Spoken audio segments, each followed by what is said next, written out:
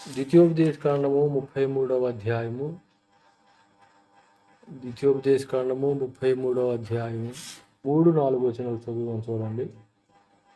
ఆయన జనములను ప్రేమించును, ఆయన పరిశుద్ధులందరూ నీ వశమున నుందురు. వారు నీ పాదముల యొద్ద సాగిలపడుదురు, నీ ఉపదేశమును అంగీకరించురు. మోషే మనకు ధర్మశాస్త్రమును విధించెను, అది యాకోబు సమాజ స్వాస్థ్యము. దేవుడి వాక్యాన్ని మన కొరకు దీవించును గాక. ఆమేన్. చూడండి దేవుని బిడ్డలారా, ఈ ద్వితీయోపదేశకాండం 33వ అధ్యాయంలో ఇశ్రాయేలీల యొక్క ఒక అద్భుతమైనటువంటి ఘట్టం అని చెప్పుకోవచ్చు. ఎందుకు అని అంటే, ఏ ఇశ్రాయేల్ ప్రజల్ని, ఈ అధ్యాయంలో ఉన్నటువంటి ఇశ్రాయేలీల వంశాలని యాకోబు ఆశీర్వదించాడు. ఆ ఆశీర్వాదం వేరు. ఇక్కడ ఈ 33వ అధ్యాయంలో మోషే దేవుని ఆత్మ ద్వారా వారిని ఆశీర్వదిస్తున్నటువంటి ఆశీర్వాదం వేరు. ఈ ఆదికాండం 49వ అధ్యాయంలో రూబేన్ని, షిమియోన్ని, లేవీని, ఇంకా గాదు, దాను ఇలాంటి వారిని యాకోబు ఆశీర్వదించినట్లుగా కనబడదు. కానీ ఈ అధ్యాయంలో అందరిని కూడా ఆశీర్వదిస్తున్నట్లుగా మనకి కనబడుతుంది. సరే, ఈ 33వ అధ్యాయంలో ఇశ్రాయేలీయులకి ఇవ్వబడినటువంటి స్వాస్థ్యము 4వ వచనంలో చూస్తాం కదా, అది యాకోబు సమాజ స్వాస్థ్యము అని రాయబడింది. యాకోబు వంశస్థులకి ఇవ్వబడినటువంటి గొప్ప స్వాస్థ్యము, గొప్ప ఆస్తి, గొప్ప స్వాస్థ్యము. ఏమిటి గొప్ప ఆస్తి, గొప్ప స్వాస్థ్యం? సహజంగా మనం పొలాలని, బంగారాన్ని, వెండిని, ధనాన్ని కలిగి ఉండటం అనేది గొప్ప ఆశీర్వాదం అనుకుంటాం మనం. కానీ ఇక్కడ యాకోబు సమాజ స్వాస్థ్యము అని రాయబడింది. ఏంటి యాకోబు సమాజ స్వాస్థ్యము? ఏంటి వారికి ఉన్నటువంటి ఆస్తి, వారికి ఉన్నటువంటి ఆ బ్లెస్సింగ్, ఆశీర్వాదం ఏంటిది? వెండిని గురించి చెప్తున్నాడా? బంగారం గురించి చెప్తున్నాడా? ఏంటి వారికి ఉన్నటువంటి ఆస్తి, స్వాస్థ్యం? ఈ కీర్తనలు 19వ అధ్యాయంలో 10వ వచనంలో ఉంటుంది, అవి బంగారం కంటే విస్తారమైన మేలి బంగారం కంటే కోరదగినవి అని రాయబడుతుంది. బంగారం కంటే విస్తారమైనటువంటి మేలిమి బంగారం అంట. విస్తారమైనటువంటి మేలిమి బంగారం. ఈ మేలిమి బంగారం కంటే కోరదగినది. బంగారం కంటే విస్తారమైనటువంటి బంగారం. విస్తారమైన బంగారం. మనం కేజీ బంగారం ఉంటేనే మనం అలిగాం కదా. విస్తారమైనటువంటి బంగారం ఉంటే ఇంకొక విషయం తెలుసుకోవాలి. దేవుడు ఒక గొప్ప స్వాస్థ్యంగా నీ కొరకు ఇవ్వబడినడు. లోకంలో ఏ ఆస్తి పాస్తులు నీకు లేకపోయినా, ఇవ్వకపోయినా, దేవుడు నీకు దొరికినటువంటి, నువ్వు దేవుణ్ణి కలిగినటువంటిది, నువ్వు చాలా భాగ్యవంతుడు. చాలా భాగ్యవంతురాలు. ఇటు స్థితి గలవారు యెహోవా తమకు దేవుడు కాగల జనులు ధన్యులు అని లేఖనంలో చెప్పబడినట్లుగా, నిజంగా నువ్వు దేవుని కలిగి ఉండటం అనేది గొప్ప విషయం. అది లోకంలో ఉన్నటువంటి చరాస్తుల కంటే కూడా చాలా విలువైనది. ఎంతో ధన్యుడు, నువ్వెంతో భాగ్యవంతురాలు. దాన్నే ఆత్మ సంబంధంగా యాకోబు పత్రిక 2వ అధ్యాయం 5వ వచనంలో, ఈ లోకమందు దరిద్రులైన వారు ఆత్మ విషయంలో, పరలోక విషయంలో భాగ్యవంతులై ఉన్నారు అని అపోస్తులైనటువంటి యాకోబు తన పత్రికలో వివరిస్తుంది చూస్తాం మనం. 5వ వచనం, నా ప్రియ సహోదరులారా ఆలకించుడి, ఈ లోక విషయంలో దరిద్రులైన వారిని విశ్వాసమందు భాగ్యవంతులుగా, తను ప్రేమించు వారికి తాను వాగ్దానం చేసిన రాజ్యములకు వారసులుగా ఉండుటకు దేవుడు ఏర్పరచుకొని లేదా? ఎంత అద్భుతమైన మాట అండి. విశ్వాస విషయంలో భాగ్యవంతులు అంటే దేవుడు తను ప్రేమించే వారి కొరకు సిద్ధపరిచినటువంటి రాజ్యమునకు నువ్వు వారసుడివి. ఆ మహిమ కలిగినటువంటి రాజ్యానికి నువ్వు వారసురాలు. నువ్వు ఎంత సంతోషించాలి తెలుసా, ఎంత ఆనందించాలో తెలుసా.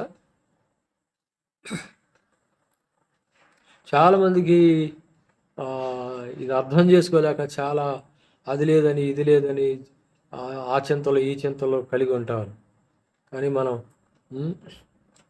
విశ్వాస విషయమందు భాగ్యవంతులు. ఆ దేవుడు తను ప్రేమించిన వారి కొరకు సిద్ధపరిచిన రాజ్యములకు వారసులు. గొప్ప గొప్ప ధనవంతులకి, కోటీశ్వరులకి, రాజులకి, రాజ్యాలు నేలినటువంటి పాలకులకి లేనటువంటి గొప్ప కృప నీకు ఇవ్వబడిందని. ఎంత అద్భుతమైన కృప తెలుసు అది నీకు. ఇప్పుడు అది మనకు అర్థం కాదు. అది మనకు అర్థం కాదు. కానీ నిజంగా మనం పరలోకం వెళ్ళినప్పుడు, ప్రభు దగ్గరికి మనం వెళ్ళినప్పుడు, అప్పుడు మనకు తెలుస్తుంది మనకున్నటువంటి ఆ ఆధిక్యత, మనకి ఇవ్వబడినటువంటి ఆ గొప్ప కృప అప్పుడు తెలుస్తుంది. కృపను మనం నిజంగా అనుభవిస్తున్నప్పుడు అప్పుడు మనకు అర్థమవుతుంది. అది ఈ లోకంలో మనం అవిశ్వాసంతో దేవుణ్ణి నిర్లక్ష్యం చేసి, అలక్ష్యం చేసి, దేవుణ్ణి చిన్న చూపు చూసినటువంటి సందర్భాలు, ఆలోచనల్ని, మాటలను మనం జ్ఞాపకం చేసుకున్నప్పుడు మనం చాలా సిగ్గుపడతాం. అది ద్వితీయోపదేశకాండం 33వ అధ్యాయము. ఫస్ట్ దేవుడు వారికి ఇశ్రాయేల్ కాదు ఇచ్చింది ఈ గొప్ప కృపను, ఈ గొప్ప భాగ్యాన్ని ఇశ్రాయేలుకి ఇవ్వకముందు ఇక్కడ చూడండి, ఆయన 2వ వచనంలో అంటాడు చూడండి, యెహోవా సీనాయి నుండి వచ్చెను, శేయీరులో నుండి వారికి ఉదయించెను, ఆయన పారాను కొండ నుండి ప్రకాశించెను. ఈ శేయీరు అనేటువంటి పర్వతము, ఆ పారాను అనేటువంటి పర్వతాల్ని మనం గమనించినప్పుడు ఈ మొట్టమొదట ఆయన దిగొచ్చాడట. హబక్కూకు గ్రంథము 3వ అధ్యాయము 3వ వచనంలో కూడా ఈ మాటనే స్పష్టంగా మనం చూస్తూ ఉంటాం. హబక్కూకు గ్రంథము 3వ అధ్యాయము 3వ వచనం చదువుకుందాం చూడండి. దేవుడు తేమాన్ నుండి బయలుదేరుచున్నాడు, పరిశుద్ధ దేవుడు పారాన్లో నుండి వేయించేయుచున్నాడు, ఆయన మహిమ ఆకాశ మండలం అంతటా కనబడుతున్నది, భూమి ఆయన ప్రభావంతో నిండి ఉంది. తేమాన్లో నుండి బయలుదేరుతున్నాడు. ఇదే ఇక్కడ మనం ద్వితీయోపదేశకాండం 33వ అధ్యాయంలో ఆయన షేయీరులో నుండి వచ్చాడంట. సీనాయి కొండ మీదకి రాకమునుపు మనం చూస్తాం కదా, నిర్గమకాండం 19వ అధ్యాయంలో సీనాయి కొండ మీదకి రాకమునుపు దేవుడు ఈ షేయీరు కొండ పర్వతం మీదకి వచ్చాడంట. పర్వతం మీదకి వచ్చి వాళ్ళకి ఈ ధర్మశాస్త్రాన్ని ఇవ్వాలని తలచినప్పుడు, ఆయన ఆలోచించినప్పుడు వారు దాన్ని రిజెక్ట్ చేశారని యూదు చరిత్ర చెప్తూ ఉంటుంది. వారు దాన్ని రిజెక్ట్ చేశారంట. వాళ్ళు ఈ షేయీరు అంటే ఎవరు? వీళ్ళు షేయీరు, ఏదోమీయులు. వారికి ఇవ్వబడినటువంటి కృపని వారు పోగొట్టుకున్నారు. అది ధర్మశాస్త్రంలో ఉన్నటువంటి ఆజ్ఞలలో వారికి నచ్చని ఆజ్ఞ ఏంటిది అని అంటే, దొంగిలించకూడదు, నరహత్య చేయకూడదు అనేటువంటి ఆజ్ఞలు ఉన్నాయి కదా. దొంగిలించకూడదు, నరహత్య చేయకూడదు అనేటువంటి ఆజ్ఞలలో వారికి అవి ఇష్టం లేదు. అది వారికి ఇవ్వబడినటువంటి ఆ ధర్మశాస్త్రాన్ని వారు అంగీకరించకపోవడానికి కారణం అది. నరహత్య చేయకూడదు అనేటువంటి ఆజ్ఞ వారికి నచ్చలేదు. అందుకే వాళ్ళు రిజెక్ట్ చేశారు. ధర్మశాస్త్రాన్ని మాకొద్దు అని దానికి దూరంగా దొరికిపోయారు.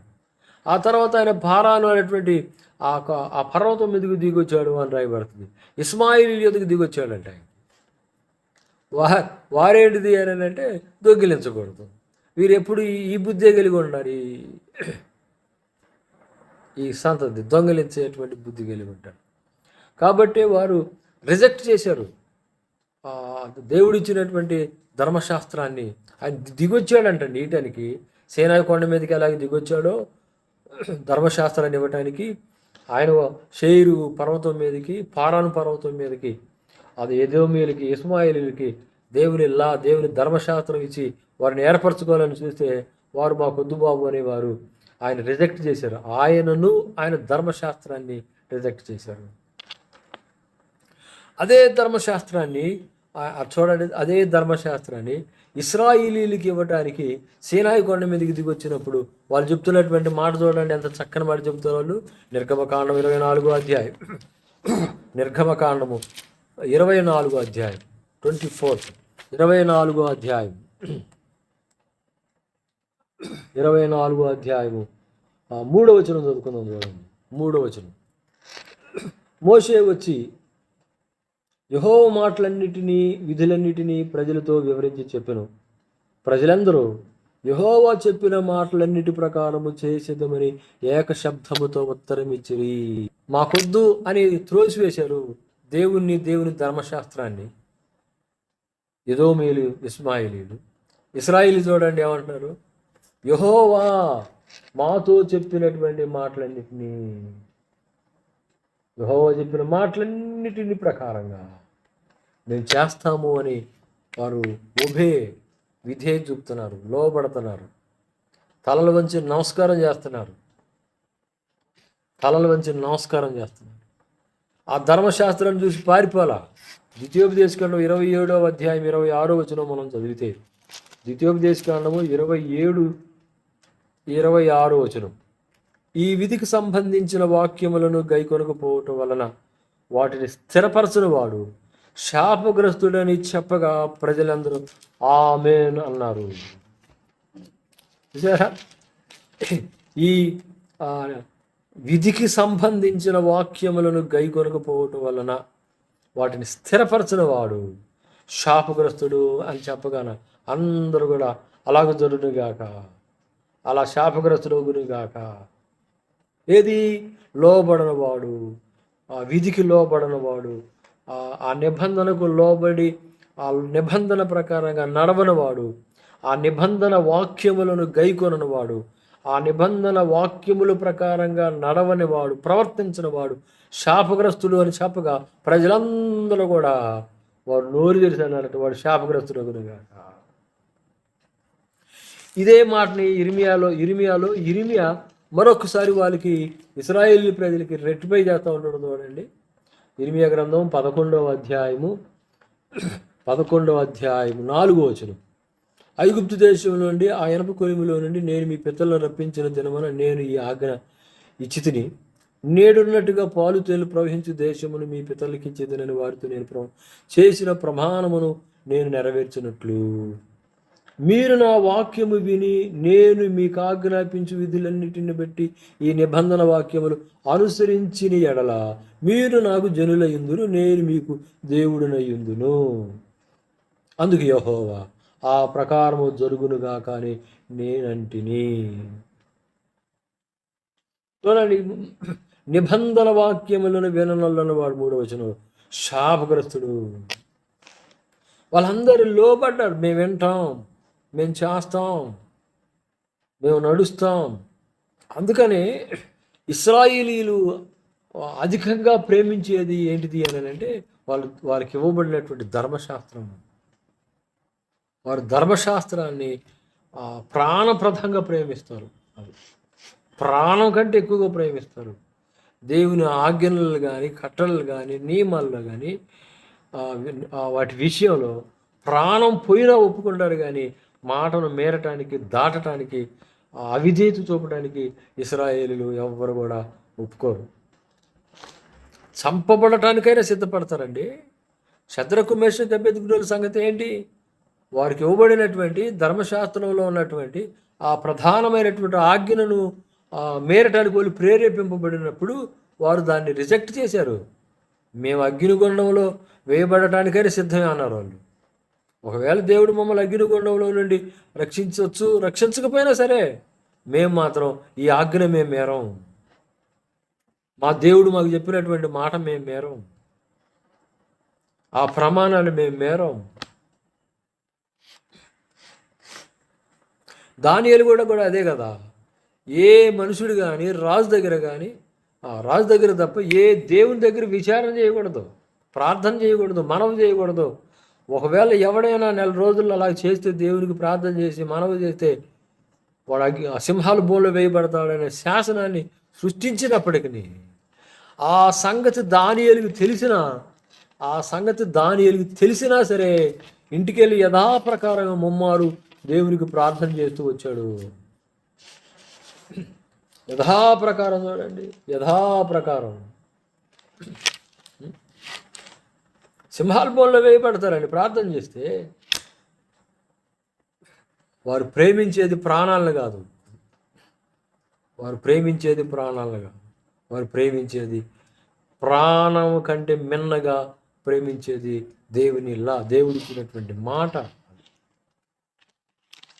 దేవుడిచ్చినటువంటి ఆ కట్టడను, దేవుడిచ్చిన నియమమును, దేవుడిచ్చిన ధర్మశాస్త్రాన్ని, దేవుడిచ్చిన ఆ వాక్యాన్ని. అందుకనే చాలా సందర్భాల్లో దేవుడు ఇశ్రాయేలు గురించి పొగుడుతూ మాట్లాడుతున్నటువంటి మాట ఉంటుంది చూడండి.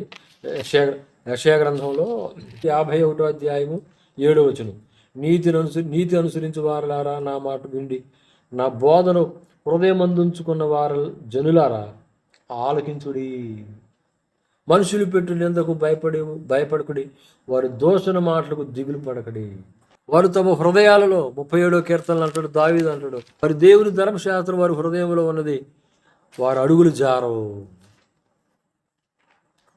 హృదయంలో ఉంచుకున్నారండి, హృదయంలో ఉంచుకున్నారు. 40వ అధ్యాయము 8వ వచనం చూడండి. 40వ అధ్యాయము 8వ వచనం. నా దేవా, నీ చిత్తం నెరవేర్చుట నాకు సంతోషం, నీ ధర్మశాస్త్రం నా ఆంతర్యంలో ఉన్నది. నా ధర్మశాస్త్రం ఆంతర్యంలో ఉంది, హృదయంలో ఉంది. 119వ కీర్తన 11వ వచనంలో దావీదు అనేది అదే కదా. ఇదిగో నీ ఎదుట నేను పాపం చేయకూడనట్లుగా నీ వాక్యము నా హృదయంలో ఉంచుకున్నాను. రిజర్వ్ చేసుకున్నట్టు వాక్యాన్ని, ప్రోగు చేసుకున్నట్టు వాక్యాన్ని ప్రేమించారండి వాళ్ళు. దేవుని వాక్యాన్ని ప్రాణం కంటే ఎక్కువగా ప్రేమించారు. అదే నిర్గమకాండంలో ద్వితీయోపదేశకాండ 33వ అధ్యాయంలో మోషే వారిని ఆశీర్వదిస్తున్నాడు చూడండి. వారి స్వాస్థ్యం అంటండి దేవుని ధర్మశాస్త్రం, వారి ఆస్తి అంట. నీకెంత ప్రేమ ఉంటే దేవుని వాక్యాన్ని ఎంతగా ధ్యానం చేస్తావు చెప్పు, ఎంతగా చదువుతావు చెప్పు. నువ్వు ఈ పాడికి నీ జీవితంలో నీ ఎక్స్పీరియన్స్ని బట్టి ఎన్నిసార్లు బైబిల్ చదివి ముగించాలి, ఎన్నిసార్లు చదివుకుంటావు నువ్వు బైబిల్ని చెప్పు. 92వ వచనం చూడండి. నీ ధర్మశాస్త్రం నాకెంతో ప్రేమగా ఉన్నది, దినమెల్లా నేను దాన్ని ధ్యానం చేస్తున్నాను. ఆస్తి అండి, ఆస్తి. చూడండి 164 అంటాడు, నీ న్యాయ విధులను బట్టి దినానికి 7 మార్లు నేను నిన్ను స్తుతిస్తున్నాను. 7 times, 7 సార్లు ఆయన ఇచ్చినటువంటి న్యాయ విధులను బట్టి, వాక్యాన్ని బట్టి స్తుతిస్తున్నాను. నీకున్నటువంటి గొప్ప ఆధిక్యత ఇశ్రాయేలీలకే కాదు, ఇశ్రాయేలీలతో మనల్ని సమాన పౌరులుగా చేశాడు కదా దేవుడు. స్వీకృత పుత్రులుగా మనం స్వీకరించాడు. క్రీస్తు యేసులోనికి బాప్తిసం పొందినటువంటి మనం అందరం దేవుని పిల్లలమై ఉన్నామని చెప్తుంది. అబ్రహాం సంతానమై ఉన్నామని చెప్తుంది. పాలు అండి, ధర్మశాస్త్రంలో పాలు ఇవ్వబడింది నీకు నాకు. ద్వితీయోపదేశకాండం 33వ అధ్యాయంలో ఇశ్రాయేలుకి ఇవ్వబడినటువంటి ఆ సమాజ స్వాస్థ్యము, యాకోబు యొక్క స్వాస్థ్యము, ఆ స్వాస్థ్యములో నీకు నాకు పాలు ఇవ్వబడింది. పత్రిక 2వ అధ్యాయంలో చెప్పేది అదే. దేవుడు లేని వాళ్ళం ఒకప్పుడు, ఇప్పుడు దేవుని కలిగి ఉన్నాం మనం. ధర్మశాస్త్రం లేదు మనకి, ఇప్పుడు దేవుని ధర్మశాస్త్రం మనకి ఇవ్వబడింది, నీకు ఇవ్వబడింది. ప్రపంచంలో ఏ జాతికి, ఏ వర్గానికి, మతాలకి లేనటువంటి గొప్ప ఆధిక్యత ఒక క్రైస్తవునికి ఉందండి. 47వ కీర్తన 20వ వచనం చదవండి. 19:20. ఆయన తన వాక్యం యాకోబునికి తెలియజేసును, తన కట్టడలను తన న్యాయ విధులను ఇశ్రాయేలుకు తెలియజేసును. ఏ జనమునకు ఆయన ఇలాగ చేసి ఉండలేదు. ఏ జనానికి అలాగ చేసి ఉండలేరు. ఆయన న్యాయ విధులు వారికి తెలియకే ఉన్నాయి. చాలా మందికి దేవుని న్యాయ విధులు, దేవుని కట్టడలు, ఆజ్ఞలు నీకు ఇవ్వబడిన కృపది దేవునికి ఇచ్చాడు. ద్వితీయోపదేశకాండం 29వ అధ్యాయం 29వ వచనంలో 29వ అధ్యాయం 29వ వచనం చదవండి. ఏమంటాడు అక్కడ ఆయన?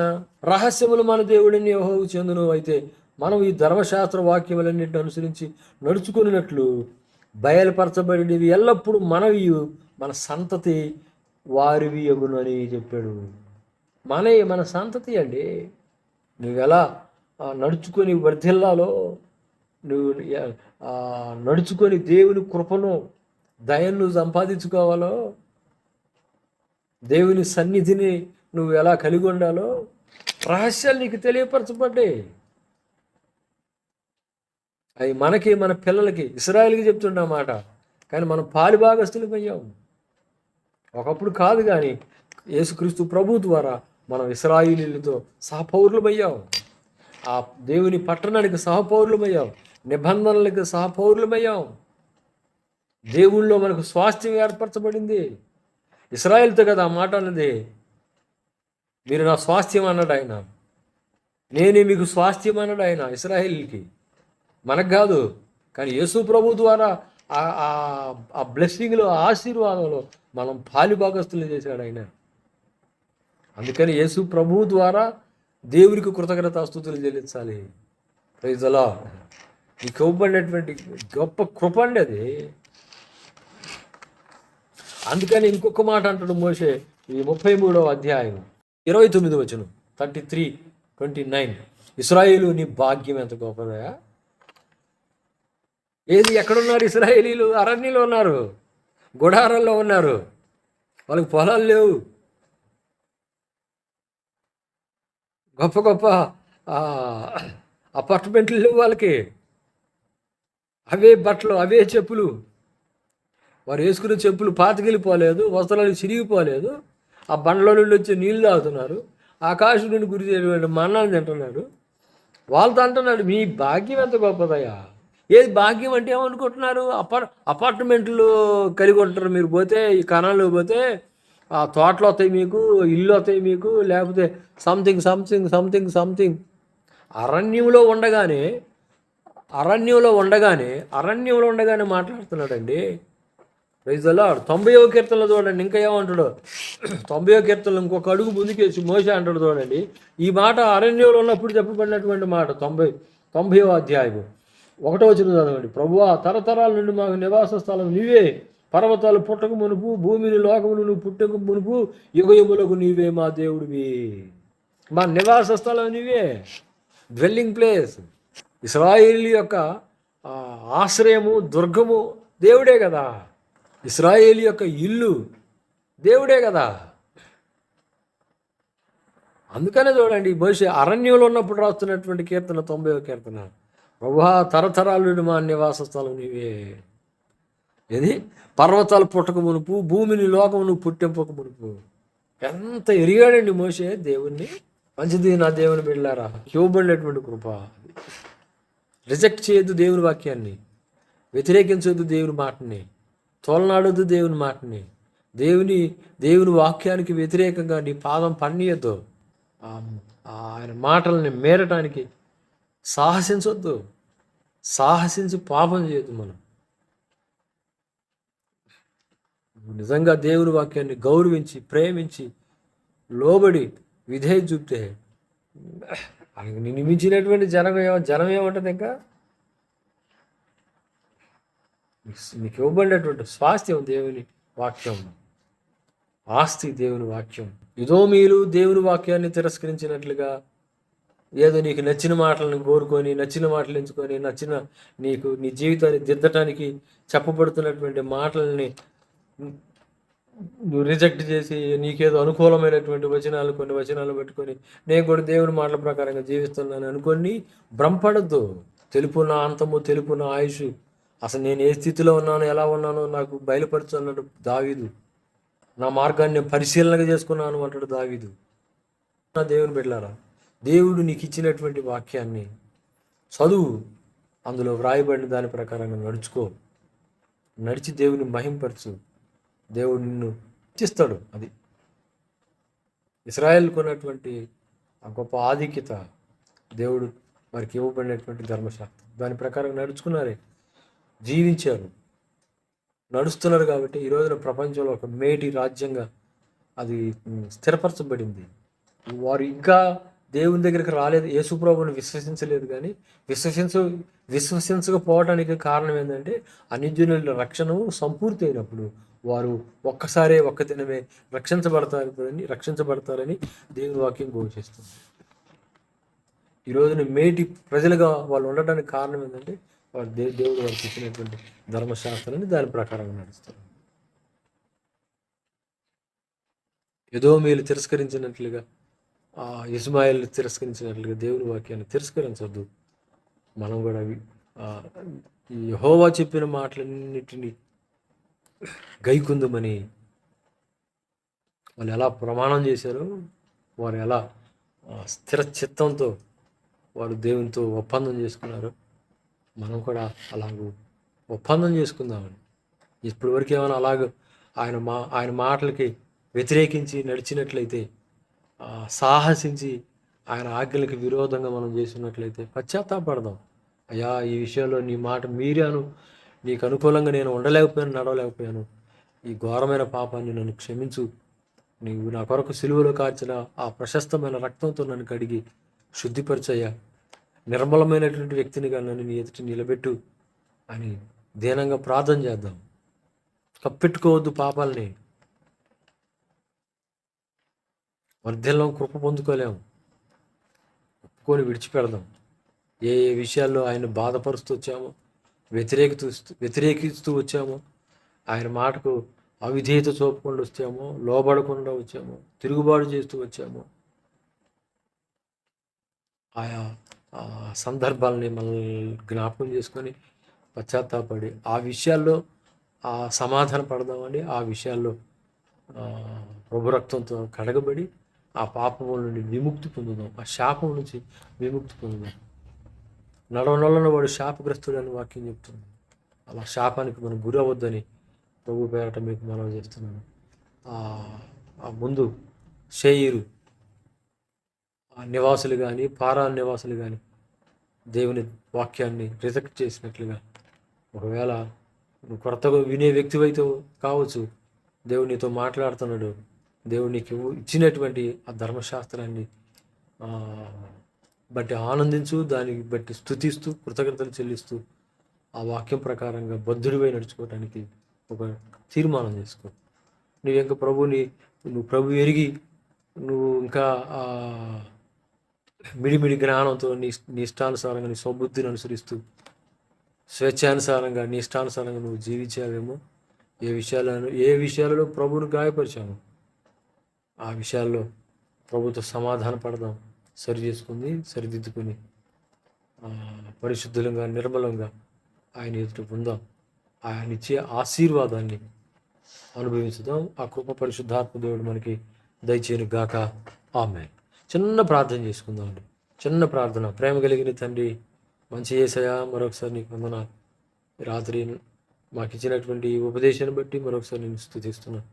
నిజంగా ఎంత గొప్ప ధన్యత మాకు ఇచ్చావు. మేము నిన్ను మొదటగా ఎతకలేదు, ప్రేమించలేదు, కానీ వెతుకుతూ వచ్చావు, ప్రేమించావు నాయన. మీకు వందనాలు. నీ ప్రజలుగా చేసుకున్నావు, నీ స్వకీయ సాంపద్యంగా చేసుకున్నావు, నీ స్వకీయ జనముగా చేసుకున్నావు, నీ సొంత బిడ్డలుగా మమ్మల్ని స్వీకరించావయ్యా. మీకు వందనాలు. మాకు ఇచ్చినటువంటి నీ గొప్ప ధర్మశాస్త్రాన్ని బట్టి, మీ వాక్యాన్ని బట్టి మీకు స్తోత్రాలు స్తోత్రాలు స్తోత్రాలు చెల్లిస్తున్నాం. ఎదోమీయులు, ఇష్మాయేలీలు నీవు ఇచ్చినటువంటి ధర్మశాస్త్రాన్ని వ్యతిరేకించినట్లుగా, తిరస్కరించినట్లుగా, ఓ ప్రభువా, నీవు ఇచ్చినటువంటి వాక్యంలో ఏ మాట విషయంలో, ఏ వాక్య విషయంలో మేము తిరస్కరించకూడదు, తిరుగుబాటు చేసే వారంగా ఉండకూడదు, తృణీకరించే వారంగా ఉండకూడదు. ఇశ్రాయేలీయులు చెప్పినట్లుగా యెహోవా చెప్పిన మాటలన్నిటి ప్రకారంగా చేయదుమని ప్రమాణం ఎలా చేశారో, ఈ రాత్రి మేము కూడా అలాంటి ఒప్పందం చేసుకోవడానికి సహాయం చేయి. ఏ మాటల విషయాల్లో మేము నైనా మీరుతూ వచ్చామో, మా అజ్ఞానం, అవివేకం, మూర్ఖత్వాన్ని క్షమించి మమ్మల్ని కనికరించమని ప్రార్థన చేస్తాం. ఈ వాక్యం అన్నటువంటి నీ బిడ్డలందరినీ పేరు పేరున దీవించి ఆశీర్వదించండి. వారి చేతుల్లోనే కాదు, వారి హృదయాల్లో నీ వాక్యం దాచుకోవడానికి, ధ్యానించడానికి, ఓ దేవా, నీ వాక్యం ప్రకారంగా వారి అడుగులు స్థిరపరచుకోవడానికి, నీ వాక్యానుసారమైనటువంటి మార్గంలో నడవటానికి నీ సమృద్ధి కృప మా అందరికి దయచేయమని ఈ వాక్యం మా వినికిళ్ళు దీవించమని యేసు నామములో ప్రార్థించి స్తుతించి వేడుచున్నాము తండ్రి. ఆమేన్.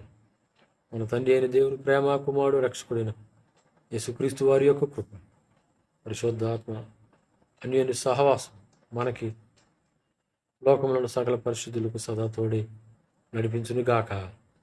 Amen, amen, amen. Praise the Lord. అందరికి వందనాలు.